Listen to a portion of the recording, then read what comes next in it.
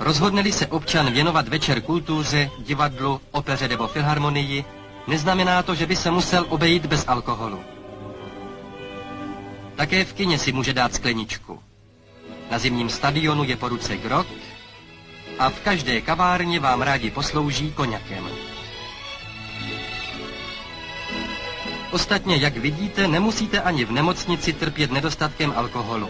Alkohol je všudy přítomný. V lahvích, v pudinku, pro dospělé i pro děti. Díky této péči jsme získali ve spotřebě lihovin 3. místo v Evropě. Francie, Švédsko a 3. my. Jsme borci. 5 miliard 800 milionů jsme propili za rok. Přes 3 miliardy jenom v kořalkách. 112 000 Spartaků by za to bylo. Propili se.